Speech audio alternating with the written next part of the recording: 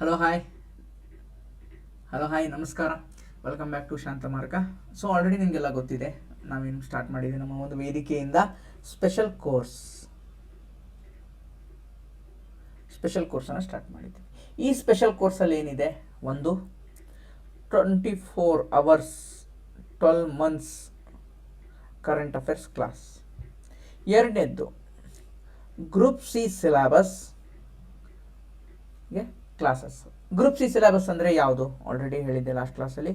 Panchayat raj, rural development, land reforms, cooperative, environmental issues, sociology, public administration and role of science and technology in Karnataka administration. ಈ 8 ಸಬ್ಜೆಕ್ಟಿಗೆ ನಾವೇನು ಕೊಡ್ತಾ ಇದ್ದೀವಿ, ಕ್ಲಾಸಸ್ಸನ್ನು ಕೊಡ್ತಾ ಇದ್ದೀವಿ. Plus 24 months current affairs.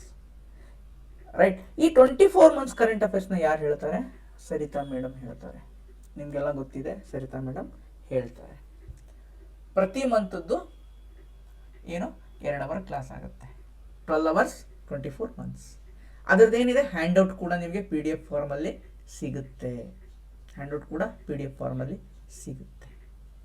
ಇಲ್ಲೇನಿದೆ, ಈ 8 ಸಬ್ಜೆಕ್ಟ್ ಇದೆಯಲ್ವಾ, ಈ 8 ಸಬ್ಜೆಕ್ಟಿಗೆ ಇಬ್ಬರು ಫ್ಯಾಕಲ್ಟಿ ಹೇಳ್ತಾರೆ. ಒಂದು panchayat Raju, rural development, land reform, cooperative. ಯಾರು ಹೇಳ್ತಾರೆ?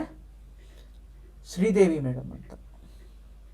ಶ್ರೀದೇವಿ ಮೇಡಮ್ ಇವರು ಆಲ್ರೆಡಿ PDO ಆಗಿದ್ದಾರೆ ಆ್ಯಂಡ್ 5 years ಎಕ್ಸ್ಪೀರಿಯನ್ಸ್ ಇದೆ. ರೈಟ್. ಇನ್ನೊಂದು ಈ ಮಿಕ್ಕಿದ 4 ಸಬ್ಜೆಕ್ಟ್ ಇದೆಯಲ್ವಾ, environment, sociology, public administration and role of science and technology. ಇದನ್ನು ನಾನು ಹೇಳ್ತೀನಿ. ನನ್ನ ಚಿರಪರಿಚಿತ ಆಲ್ಮೋಸ್ಟ್ ಜನಕ್ಕಿದೆ, ನೋಡಿರೋರು ಗೊತ್ತಿರುತ್ತೆ, ಅಜಯ್ ಕುಮಾರ್ ಅಂತ. ನನ್ನ ವಿಜಯ್ ಸೇತು ಅನ್ನೋ ಒಂದು ಪ್ಲ್ಯಾಟ್ಫಾರ್ಮ್ ಇದೆ, ಅಲ್ಲಿ ನಮ್ಮ ವಿಡಿಯೋಸ್ನ ತುಂಬ ಜನ ನೋಡಿರ್ತೀರ. ಸೊ ಈ ಬುಕ್ ಏನಿದೆ, ಈ ಬುಕ್ಕಿನ ಒಂದು author, group C special book ಏನಿದೆ ಅದರ ಆಥರ್, ಸಹ ಲೇಖಕ ಶಾಂತಪ್ಪ ಸರ್ ಮತ್ತು ನಾವು ಈ ಒಂದು ಬುಕ್ಕನ್ನು ಸೇರಿ ಬರೆದಿದ್ದೀವಿ. ಸೊ ನಾನು ಈ 4 ಸಬ್ಜೆಕ್ಟನ್ನು ತಗೋತೀನಿ. ಈ ಒಂದು ವಿಡಿಯೋದಲ್ಲಿ ನಾವೇನನ್ನು ಡಿಸ್ಕಸ್ ಮಾಡೋಕ್ಕೆ ಹೋಗ್ತಾ ಇದ್ದೀವಿ ಅಂತಂದರೆ, ಕರ್ನಾಟಕಕ್ಕೆ ಸಂಬಂಧಿಸಿದ ಪರಿಸರ ಸಮಸ್ಯೆಗಳು ಮತ್ತು ಅಭಿವೃದ್ಧಿ ಕುರಿತ ಅಂಶಗಳಲ್ಲಿ ಪರಿಸರ ಚಳುವಳಿಯನ್ನು ನಾನು ಈ ಒಂದು ಕ್ಲಾಸಲ್ಲಿ ಬ್ರೀಫ್ ಆಗಿ ನಿಮಗೆ ಹೇಳ್ತಾ ಹೋಗ್ತೀನಿ. ಪರಿಸರ ಚಳುವಳಿ ಅಂದರೆ ಏನು, ಯಾಕೆ ಮುಖ್ಯ, ಕರೆಂಟ್ ಅಫೇರ್ಸಲ್ಲಿ ಯಾವ್ಯಾವುದಿದೆ ಅದನ್ನು ನಾನು ಆ್ಯಡ್ ಮಾಡಿಸ್ತೀನಿ. ರೈಟ್. ಸೊ ನಮ್ಮ ಕ್ಲಾಸಿದು ಒಂದು ಅಡ್ವಾಂಟೇಜ್ ಅಂದರೆ, ನಾವು ಪ್ರೀವಿಯಸ್ ಇಯರ್ ಕ್ವಶನನ್ನು ಕೂಡ ಏನು ಮಾಡ್ತೀವಿ, ತೊಗೊಂಡು ಬರ್ತೀವಿ. ಎಲ್ಲೆಲ್ಲಿ ಪಾಸಿಬಲ್ ಇದೆ ಪ್ರೀವಿಯಸ್ ಇಯರ್ ಕ್ವಶನ್ನ ಬಾಯಿಲಾದರೂ ಹೇಳ್ತೀನಿ, ಅಥವಾ ಅದನ್ನು ತೊಗೊಂಡಾದರೂ ಬರ್ತೀವಿ. ಲಾಸ್ಟ್ ಒಂದು ಕ್ಲಾಸಲ್ಲಿ ಏನು ಮಾಡಿದ್ದಾರೆ ಮೇಡಮ್ಮು, ಅದನ್ನು ನಾವು ಪೇಯ್ಡ್ ಗ್ರೂಪಲ್ಲಿ ಆ್ಯಡ್ ಮಾಡಿದ್ದೀವಿ, ಇಲ್ಲದು ಯೂಟ್ಯೂಬಲ್ಲಿ ಸಿಗಲ್ಲ ನಿಮಗೆ.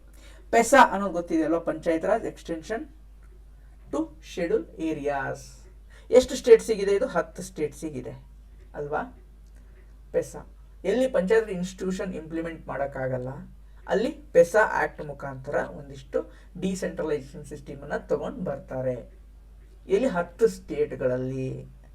ಇದರ ಮೇಲೆ PYQs ಡಿಸ್ಕಸ್ ಮಾಡಿದ್ದಾರೆ, ಬಿಕಾಸ್ ಇದು ಇಂಪಾರ್ಟೆಂಟ್ ಆ್ಯಕ್ಟ್ ಅಲ್ವಾ. ಸೊ ಇದರ ಮೇಲೆ ಏನು ಮಾಡಿದ್ದಾರೆ, ಪ್ರೀವಿಯಸ್ ಇಯರ್ ಕ್ವಶನನ್ನು ಮೇಡಮ್ಮು ಶ್ರೀದೇವಿ ಮೇಡಮ್ಮು ಡಿಸ್ಕಸ್ ಮಾಡಿದ್ದಾರೆ. ಅದು ನಮ್ಮ ಪೇಡ್ ಗ್ರೂಪಲ್ಲಿ ಹಾಕಿದೆ. ಯಾರೇ ಒಂದು ಕೋರ್ಸನ್ನು ಜಾಯಿನ್ ಮಾಡಬೇಕಂತ ಇದೆ, ಡಿಸ್ಕ್ರಿಪ್ಷನಲ್ಲಿ ನಂಬರ್ ಇದೆ, ಆ ನಂಬರ್ಗೆ ನೀವು ಕರೆ ಮಾಡಿ ಜಾಯಿನ್ ಆಗಬಹುದು. ಓಕೆ. ಇಷ್ಟು ಹೇಳ್ತಾ ಈ ಒಂದು ನಾನು ಪರಿಸರ ಚಳುವಳಿಯನ್ನು ಟಾಪಿಕನ್ನು ನಾನು ಶುರು ಮಾಡ್ತೀನಿ. ಓಕೆ, ಪರಿಸರ ಚಳುವಳಿ ಟಾಪಿಕನ್ನು ಶುರು ಮಾಡ್ತೀನಿ. ಓಕೆ. ಸೊ ಏನು ಪರಿಸರ ಚಳುವಳಿ ಅಂತಂದರೆ, ಯಾಕೆ ಬೇಕಪ್ಪ ಪರಿಸರ ಚಳುವಳಿ, ಯಾಕಾಗುತ್ತೆ ಒಂದು ಪರಿಸರ ಚಳುವಳಿ ಅನ್ನೋದು ಯಾಕಾಗುತ್ತೆ? ಯಾಕಾಗುತ್ತೆ?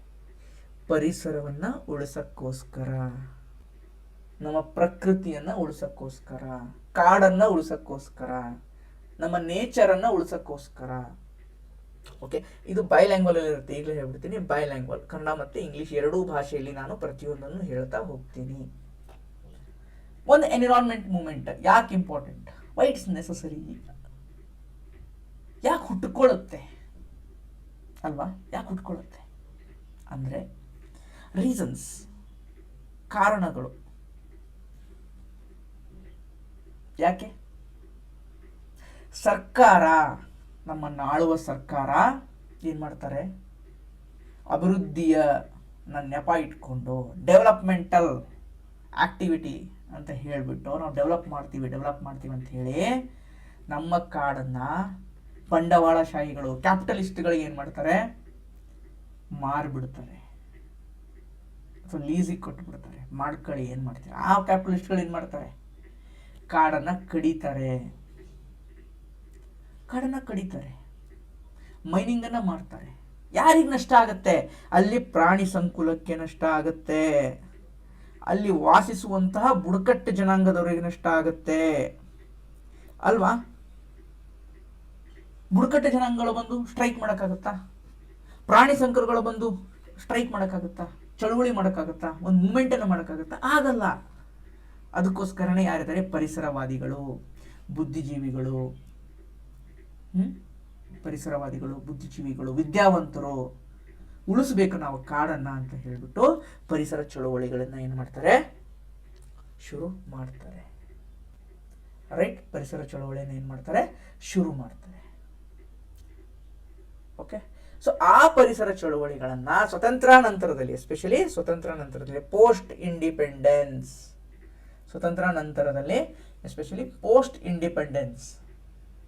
ಅಲ್ಲಿ ಕರ್ನಾಟಕದಲ್ಲಿ ಆದಂತ ಒಂದಿಷ್ಟು ಚಳುವಳಿಗಳನ್ನ ನಾವು ನೋಡ್ತಾ ಬರೋಣ.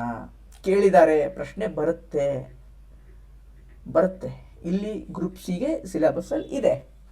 ಪ್ಲಸ್ ನಿಮಗೆ ಇದು ಇನ್ನೊಂದು ಹೆಲ್ಪ್ ಆಗುತ್ತಪ್ಪ, KS ಮೇನ್ಸ್ ಅಲ್ಲೂ ಕೂಡ ಹೆಲ್ಪ್ ಆಗುತ್ತೆ ಮುಂದೆ.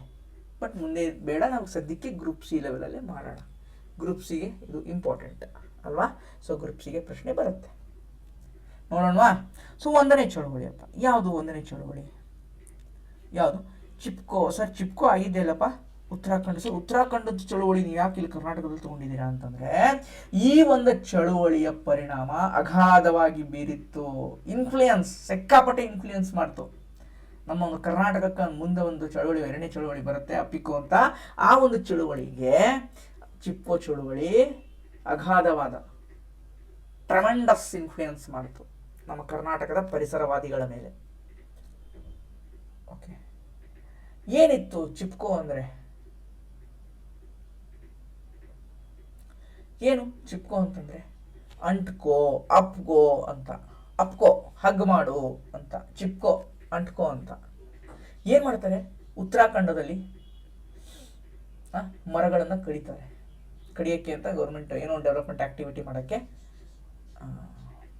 ಬಿಡ್ತಾರೆ, ಅಲೋ ಮಾಡುತ್ತೆ. ಅವಾಗ ಅಲ್ಲಿ ಸ್ಥಳೀಯರು ದೇಶದಿಂದ ನಾನಾ ಕಡೆಯಿಂದ ಪರಿಸರವಾದಿಗಳು ಏನು ಮಾಡ್ತಾರೆ, ಅಲ್ಲಿ ಸೇರ್ಕೊಂಡು ಮರಗಳನ್ನ ಅಪ್ಕೊಂಡು ಕಡಿತೀರಾ ಮರನ, ಕಡೀರಿ, ಮರಗಳ ಜೊತೆ ನಮ್ಮನ್ನು ಕಡೀರಿ, ನಮ್ಮನ್ನು ಸೇರಿಸ್ಕೊಳ್ಳೋದು ಬಿಡಿ. ಈ ಪ್ರಕೃತಿ ಇಲ್ಲಿದ ಮೇಲೆ ನಾವು ಬದುಕಕ್ಕಾಗುತ್ತಾ? ಆಗಲ್ಲ. ನಾವು ಇದರ ಅವಿಭಾಜ್ಯ ಅಂಗವಾಗಿದ್ದೀವಿ, ನಮ್ಮನ್ನು ಕೂಡ ಕಡ್ದು ಹಾಕಿಬಿಡಿ ಅಂತ ಹೇಳಿ ಅಪ್ಕೊಂತಾರೆ ಹೋಗಿ. ಅವಾಗ ಸರ್ಕಾರ ಮಣಿಯುತ್ತೆ, ಆ ಚಳುವಳಿ ಯಶಸ್ವಿ ಆಗುತ್ತೆ, ತಕ್ಕ ಮಟ್ಟಿಗೆ ಯಶಸ್ವಿ ಆಗುತ್ತೆ. ಸೊ ಇಂಥ ಒಂದು ಚಳುವಳಿಯಿಂದ ಕರ್ನಾಟಕ ಪ್ರೇರೇಪಣೆಗೊಂಡಿತು. ಅದೇ ಥರ 1983ರಲ್ಲಿ ಕರ್ನಾಟಕದಲ್ಲಿ ಶಿರಸಿ ಸಿದ್ದಾಪುರ ಅನ್ನುವಂಥ ಒಂದು ಪ್ಲೇಸ್, ಉತ್ತರ ಕನ್ನಡ ಜಿಲ್ಲೆಯ ಸ್ಥಳಗಳು, ಶಿರಸಿ ಸಿದ್ದಾಪುರ ಅನ್ನೋ ತಾಲೂಕುಗಳಿವೆ. ಅಲ್ಲಿ ಏನಾಗುತ್ತೆ, ಅಪ್ಪಿಕೋ ಚಳುವಳಿಯನ್ನು ಮಾಡ್ತಾರೆ. ಕಮರ್ಷಿಯಲ್ ಆಕ್ಟಿವಿಟಿ ಅಂತ ಹೇಳಿದ್ನಲ್ಲ, ವಾಣಿಜ್ಯ ಉದ್ದೇಶ ಅಂದರೆ ಡೆವಲಪ್ಮೆಂಟ್ ಅನ್ನೋ ಹೆಸರು, ಅಭಿವೃದ್ಧಿ ಅನ್ನೋ ಒಂದು ಹೆಸರಿನಲ್ಲಿ ಪಶ್ಚಿಮ ಘಟ್ಟದ ಕಾಡುಗಳನ್ನು ಮರ ಕಡಿಯೋಕ್ಕೆ ಸ್ಟಾರ್ಟ್ ಮಾಡಬೇಕು ಅಂದ್ರೆ ಅನುಮತಿ ಸಿಗುತ್ತೆ ಒಂದು ಯಾವುದೋ ಕ್ಯಾಪಿಟಲಿಸ್ಟ್ ಕಂಪನಿಗೆ. ಘೋಷಣೆಯನ್ನ ಮಾಡ್ತಾರೆ ಪರಿಸರವಾದಿಗಳು. ಏನು ಘೋಷಣೆಯನ್ನ ಮಾಡ್ತಾರೆ? ಅಪ್ಪಿಕೋ, ಮರಗಳನ್ನು ಅಪ್ಪಿಕೊಳ್ಳಿ ನೀವು ಹೋಗಿ ಅಂತ, ಮರಗಳನ್ನು ಅಪ್ಪಿಕೊಳ್ಳಿ ಅಂತ ಘೋಷಣೆಯನ್ನ ಮಾಡ್ತಾರೆ. ಯಾರು ಅದನ್ನು ಟೆಂಡರ್ ತಗೊಂಡಿರ್ತಾರಲ್ವಾ ಕಡಿಯಕ್ಕೆ ಅಂತ, ಒಬ್ಬ ಟೆಂಡರ್ ತಗೊಂಡಿರ್ತಾರೆ. ಆ ಟೆಂಡರ್ ತಗೊಂಡು ಅವ್ನು ಮುಂದೆನೇ ಅಪ್ಕೊಂತಾರೆ, ಹೋಗಿ ಕಡಿ, ನಮ್ಮನ್ನು ಕಡಿ ನೀನಂತ. ಓಕೆ, ಇದರಿಂದ ಏನಾಯ್ತು? ಅರಣ್ಯ ಸಂರಕ್ಷಣೆ ಆಯಿತು. ಅರಣ್ಯೀಕರಣ ಅಂದ್ರೆ ಮರಗಳು ಉಳಿತು, ಇನ್ನಿಷ್ಟು ಮರಗಳನ್ನು ಬೆಳೆಸಕ್ಕೆ ಸ್ಟಾರ್ಟ್ ಮಾಡಿದ್ರು. ಪರಿಸರ ಜಾಗೃತಿ ಮೂಡಿತು, ಅವೇರ್ನೆಸ್. ಅರಣ್ಯೀಕರಣ ಅಂದ್ರೆ ಅಫಾರೆಸ್ಟೇಷನ್ ಆಯಿತು, ಓಕೆ. ಪರಿಸರ ಜಾಗೃತಿ, ಅವೇರ್ನೆಸ್ ಮೂಡಿತು, ಎನ್ವಿರಾನ್ಮೆಂಟಲ್ ಅವೇರ್ನೆಸ್ ಮೂಡಿತು. ಯಾರಲ್ಲಿ? ಜನರಲ್ಲಿ. ಏನೇನು ಮಾಡಿದಾರಪ್ಪ ಈ ಒಂದು ಚಳುವಳಿಯಲ್ಲಿ? ಜನಪದ ಗೀತೆಗಳನ್ನು ಹಾಡ್ತಾರೆ, ಬೀದಿ ನಾಟಕಗಳನ್ನು ಮಾಡ್ತಾರೆ, ಪಾದಯಾತ್ರೆಗಳನ್ನು ಮಾಡ್ತಾರೆ ಅಲ್ವಾ? ಈ ಥರದ ಪಾದಯಾತ್ರೆಗಳ ನೆಸೆಸಿಟಿ ಇದೆ ನಮಗೆ. ಈ ಥರ ಪಾದಯಾತ್ರೆಗಳು ಬೇಕು. ಇದರಿಂದ ಪರಿಸರ ಉಳಿಯುತ್ತೆ, ಜನರಿಗೆ ಒಳ್ಳೆಯದಾಗತ್ತೆ. ಆ ಥರದ ಪಾದಯಾತ್ರೆಗಳ ನೆಸೆಸಿಟಿ ಇದೆ ಅಲ್ವಾ?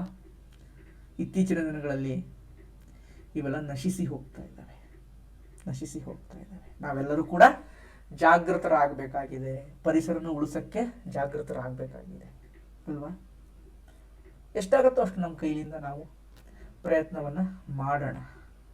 ರೈಟ್. ಸೊ ಇದರ ಪರಿಣಾಮವಾಗಿ ಏನಾಯಿತು? ಮರ ಕಡಿಕೆಯನ್ನ ನಿಷೇಧ ಮಾಡಲಾಯಿತು. ಅದನ್ನ ವಾಪಸ್ ತಗೊಂಡ್ರು. ನಾವು ಕಡಿಯಲ್ಲ ಮರ, ಡೆವಲಪ್ಮೆಂಟ್ ಅನ್ನೋ ಹೆಸರಲ್ಲಿ ನಿಮ್ಮ ಮಾರಣ ಹೋಮವನ್ನ ಮಾಡಲ್ಲ ಅಂತ ಹೇಳಿ ಏನ್ ಮಾಡಿದ್ರು? ಸರ್ಕಾರ ಒಂದು ನಿರ್ಧಾರನ ಹಿಂತೆಗೆದುಕೊಂಡು ಅಲ್ಲಿ ಪರಿಸರವಾದಿಗಳಿಗೆ, ಅಭಿಯಾನ ಚಳುವಳಿಯನ್ನ ಮಾಡೋಂಥ ಜನಗಳಿಗೆ ಏನಾಯ್ತು? ಯಶಸ್ಸು ಸಿಕ್ತು. ಇದೊಂದು ಸಕ್ಸಸ್ಫುಲ್ ಚಳುವಳಿ. ಯಾವುದು? ಅಪ್ಪಿಕೋ ಚಳುವಳಿ. ಓಕೆ. ಅದೇ ಥರ ಕರ್ನಾಟಕದ ಸೈಲೆಂಟ್ ವ್ಯಾಲಿ ಎಲ್ಲಿದೆಪ್ಪ? ನಾನು ಹೇಳ್ಬಿಡ್ತೀನಿ. ಇದನ್ನ ನಾನು ಕ್ಲಾಸಲ್ಲಿ ಹೇಳ್ತೀನಿ. ಎಷ್ಟೊಂದು ಕ್ಲಾಸಲ್ಲಿ ಹೇಳಿದ್ದೀವಿ ನಾವು. ಸೈಲೆಂಟ್ ವ್ಯಾಲಿ ನ್ಯಾಷನಲ್ ಪಾರ್ಕ್ ಎಲ್ಲಿದೆ? ಕೇರಳದಲ್ಲಿದೆ. ಇಲ್ಲೊಂದು ನದಿ ಹರಿಯುತ್ತೆ. ಯಾವ ನದಿ? ಕುಂತಿ ನದಿ ಹರಿಯುತ್ತೆ. ಇದೇ ಥರ ಎಲ್ಲೆಲ್ಲಿ ವ್ಯಾಲ್ಯೂ ಅಡಿಷನ್ ಸಿಗುತ್ತಲ್ವಾ, ಅಲ್ಲೆಲ್ಲ ಏನು ಮಾಡಿದ್ವಿ? ವ್ಯಾಲ್ಯೂ ಅಡಿಷನ್ ಮಾಡ್ತಾ ಹೋಗಿದ್ದೀವಿ. ಸೊ ಎಲ್ಲ ಇಲ್ಲೇ ಕೊಡಬೇಕಾದ್ರೆ ಬುಕ್ ಇನ್ನೊಂದು ಬೇರೆ ಒಂದು ಎನ್ವಿರಾನ್ಮೆಂಟ್ ಬುಕ್ ಆಗುತ್ತೆ ಹೊರತು ಇದು ಗ್ರೂಪ್ ಸಿ ಸ್ಪೆಷಲ್ ಬುಕ್ ಆಗಲ್ಲ ಅಲ್ವಾ? ನಾವು ಹೆಸರು ಕೊಟ್ಟಿರೋದೇನು? Group C special book. ನಾನು ಸೈಲೆಂಟ್ ವ್ಯಾಲಿಯಲ್ಲಿ ಹೇಳಬೇಕಾಗಿಲ್ಲ. ಬಿಕಾಸ್ ಯಾಕೆ ತೊಗೊಂಡಿದ್ದೀನಿ ಅಂತಂದರೆ, ಸೈಲೆಂಟ್ ವ್ಯಾಲಿ ಬಗ್ಗೆ ಯಾಕೆ ಹೇಳ್ತೀನಿ ಅಂತಂದರೆ, ಅದು ಜಿ ಕೆ ನಲ್ಲಿ ಬರ್ಬೋದು, ಬೇರೆ ನಾರ್ಮಲ್ ಎನ್ವಿರಾನ್ಮೆಂಟ್ ಇದರಲ್ಲಿ ಬರ್ಬೋದು, ಅಥವಾ ಕರೆಂಟ್ ಅಫೇರ್ಸಲ್ಲಿ ಬರ್ಬೋದು ಅನ್ನೋ ಕಾರಣಕ್ಕೆ ನಾನು ಅಲ್ಲಲ್ಲಿ ಏನು ಮಾಡ್ತೀನಿ? ವ್ಯಾಲ್ಯೂ ಅಡಿಷನನ್ನು ಮಾಡಿಸ್ತೀನಿ ಕ್ಲಾಸಲ್ಲಿ. ಓಕೆ. ಸೊ ಆ ಥರ ಮಾಡಿದಾಗ ಏನಾಗುತ್ತೆ? ನಿಮಗೆ ಇನ್ನಿಷ್ಟು ಕಾನ್ಫಿಡೆನ್ಸ್ ಸಿಗುತ್ತೆ. ರೈಟ್. ಸೊ ಅದೇ ಥರ ಕರ್ನಾಟಕದಲ್ಲಿ ಯಾವುದಪ್ಪ? Silent valley. ಆಮೇಲೆ ಯಾವುದು? ಬೆಡ್ತಿಯಲ್ಲಿದೆ. ಬೆಡ್ತಿ ನದಿ ಕಣಿವೆ ಚಳುವಳಿ, ಬೆಡ್ತಿ ವ್ಯಾಲಿ ಮೂಮೆಂಟ್ ಎಲ್ಲಿ? ಉತ್ತರ ಕನ್ನಡ. ಸುರೇಶ್ ಹೆಬ್ಳಿಕರ್, ಪಾಂಡುರಂಗ ಹೆಗಡೆ. ಅಪ್ಪಿಕೋ ಚಳುವಳಿ ಯಾರು? ಪಾಂಡುರಂಗ ಹೆಗಡೆ. ನೆನ್ಪಿಟ್ಕೋರಪ್ಪ, ಇದು ಇಂಪಾರ್ಟೆಂಟ್. ಪಾಂಡುರಂಗ ಹೆಗಡೆ ಕೇಳ್ತಾರೆ ಚಳುವಳಿ ಅದನ್ನು ಮುಂದಾಳತ್ವ ವಹಿಸಿದ ನಾಯಕತ್ವ ಯಾರು? ಮ್ಯಾಚ್ ದಿ ಫಾಲೋವಿಂಗ್ ಕೇಳ್ಬೋದು. ಆ ಥರ ಬೆಡ್ತಿ. ಕುದುರೆಮುಖ ಇಂಪಾರ್ಟೆಂಟು. ಸೊ ಯಾಕೆ ಇವೆಲ್ಲ ಅಂತ ಹೇಳಿ. ಬಟ್ ಇನ್ನೊಂದಿದೆ ಇಲ್ಲ, ಯಾಕಂದರೆ ನಮ್ಮ ಬುಕ್ ಪಬ್ಲಿಷ್ ಆಗೋಷ್ಟೊತ್ತಿಗೆ ಅದು ಆಲ್ರೆಡಿ ಅಲ್ಲಿ ಈಗ ರೀಸೆಂಟಾಗಿ ಲಾಸ್ಟ್ ವೀಕಲ್ಲಿ ಆಯಿತು. ನಮ್ಮ ಬುಕ್ ಆಲ್ರೆಡಿ ಪಬ್ಲಿಷ್ ಆಗಿತ್ತು ಅಲ್ವಾ? ಸೊ ರೀಸೆಂಟಾಗಿ ಲಾಸ್ಟ್ ವೀಕಲ್ಲಿ ಒಂದು ಚಳುವಳಿ ಆಯಿತು. ಯಾವ ಚಳುವಳಿ? ಅಘನಾಶಿನಿ. ಸೇವ್ ಅಘನಾಶಿನಿ ಅನ್ನುವಂಥ ಒಂದು ಚಳುವಳಿ ಆಯಿತು. ಏನದು? ಅಘನಾಶಿನಿ ರಿವರ್ ಎಲ್ಲಿದೆ? ಉತ್ತರ ಕನ್ನಡ ಜಿಲ್ಲೆ ಅಲ್ವಾ? ಅಘನಾಶಿನಿಯವರ ಮೇಲೆ ಯಾವ ಫಾಲ್ಸ್ ಇದೆ? ಉಂಚಳ್ಳಿ ಫಾಲ್ಸ್ ಅಲ್ವಾ? ಅಘನಾಶಿನಿ ರಿವರಲ್ಲಿ ಉಂಚಳ್ಳಿ ಫಾಲ್ಸ್ ಇದೆ. ರೈಟ್ ಅಲ್ವಾ? ಅಘನಾಶಿನಿ ಎಷ್ಟೂರಿ ನದಿ ಮುಖಜನ ಕಾಪಾಡಿ. ಅಲ್ಲಿ ಕಮರ್ಷಿಯಲ್ ಆಕ್ಟಿವಿಟಿಗೆ ಗೌರ್ಮೆಂಟ್ ಏನು ಮಾಡ್ತಾ ಇದೆ? ಪ್ರೋತ್ಸಾಹವನ್ನು ನೀಡ್ತಾ ಇದೆ. ಕಾಪಾಡಿ ಅಂತ ಹೇಳಿ ಅಲ್ಲಿ ಒಂದು ಬೈಕ್ ರ್ಯಾಲಿಯನ್ನು ಮಾಡ್ತಾರೆ. ಜನರಲ್ಲಿ ಜಾಗೃತಿ ಮೂಡಿಸೋಕ್ಕೆ ಬೈಕ್ ರ್ಯಾಲಿಯನ್ನು ಮಾಡ್ತಾರೆ. ಯಾರು? ಇನ್ಸ್ಟಾಗ್ರಾಮ್ ಯೂಸ್ ಮಾಡ್ತೀವಲ್ವಾ, ಅದನ್ನು ಒಂದು ಪಾಸಿಟಿವ್ ರೀತಿಯಲ್ಲಿ ಯೂಸ್ ಮಾಡೋಣ ಇನ್ಸ್ಟಾಗ್ರಾಮನ್ನು. ಓಕೆ. ನಾವು ನೆಗೆಟಿವ್ ರೀತಿಯಲ್ಲಿ ಮಾಡೋದು ಬೇಡ ಅಲ್ವಾ? ಪಾಸಿಟಿವ್ ರೀತಿ ಅಂದರೆ ಈ ಥರ. ನನಗೇನು ಗೊತ್ತಾಯ್ತು ಅಘನಾಶಿನಿ ಉಳಿಸಿ ಅಂತ? ನಾನು ನ್ಯೂಸ್ ಪೇಪರ್ ಓದಿಲ್ಲ, ನಂಗೆ ನೆನಪಿಲ್ಲ. ನ್ಯೂಸ್ ಪೇಪರ್ ನೋಡಿದ್ದು, ಬಟ್ ಇನ್ಸ್ಟಾಗ್ರಾಮಲ್ಲಿ ಬಂತು. ಯಾವಾಗ ನೀವು ಆ ಥರ ಪೇಜಸ್ಸನ್ನೆಲ್ಲ ಫಾಲೋ ಮಾಡ್ತೀರಲ್ವಾ, ನಿಮ್ಗೆ ಅದೇ ಥರದ್ದು ಏನಾಗುತ್ತೆ? ಕಂಟೆಂಟ್ ಸಿಗುತ್ತೆ. ಓಕೆ. ಇನ್ಸ್ಟಾಗ್ರಾಮನ್ನು ಕೂಡ ಪಾಸಿಟಿವ್ ರೀತಿಯಲ್ಲಿ ಬಳಸುವಂಥ ರೂಢಿಯನ್ನು ನೀವು ಬಳಸ್ಕೋಬೇಕು. ಓಕೆ. ಅದೇ ಥರ ಯಾವ್ಯಾವ ಕರೆಂಟ್ ಅಫೇರ್ಸಲ್ಲಿ ಏನೇನಿರುತ್ತಲ್ವಾ, ಅಲ್ಲಲ್ಲ ನಾನು ಆ್ಯಡ್ ಮಾಡಿಸ್ತಾ ಹೋಗ್ತೀನಿ. ಸೊ ಇವೆಲ್ಲ ಏನಪ್ಪ? ಒಂದಿಷ್ಟು ಚಳುವಳಿಗಳು. ಯಾವ್ಯಾವ ಬೆಂಗಳೂರು ಪರಿಸರ ಚಳುವಳಿ ಇತ್ತೀಚೆಗೂ ನಡೆದಿದೆ. ಅಂಡರ್ ಟನಲ್ ಮಾಡ್ಬೇಕಂತ ಅಂದ್ಕೊಂಡಿದೆ ಗೌರ್ಮೆಂಟ್ ಅಲ್ವಾ? ಅಂಡರ್ ಟನಲ್ ಬೇಕಾ ಬೇಡವಾ? ಎಷ್ಟು ಮರಗಳನ್ನು ಕಡಿಬೇಕಾಗುತ್ತೆ? ಅರ್ಧ ಲಾಲ್ಬಾಗೆ ಹೋಗುತ್ತೆ ಅಂತ ಹೇಳ್ತಾ ಇದ್ದಾರೆ. ರೈಟ್. ಸೊ ಎಲ್ಲವೂ ಕೂಡ ನಮ್ಮ ಕ್ಲಾಸಲ್ಲಿ ನಾನು ಡೀಟೇಲ್ ಆಗಿ ತೊಗೊಂಡು ಬರ್ತೀನಿ. ಕ್ಲಾಸಲ್ಲಿ ಯಾವ ರೀತಿ ಡೀಟೇಲಾಗಿ ತೊಗೊಂಡ್ಬರ್ತೀನಿ. ಅದೇ ಥರ ವೆಸ್ಟರ್ನ್ ಘಾಟ್ಸು ವರದಿಗಳು 2 ಕಮಿಟಿನ ಮಾಡಿರ್ತಾರೆ. ಯಾವ ಕಮಿಟಿ? ಒಂದು ಮಾಧವ್ ಗದ್ಗಿಲ್, ಇನ್ನೊಂದು ಕಸ್ತೂರಿ ರಂಗನ್. 2 ಕಮಿಟಿ ಬಗ್ಗೆ 360 ಡಿಗ್ರಿಯಿಂದ ನಾವು ಕ್ಲಾಸನ್ನು ಮಾಡ್ತೀನಿ.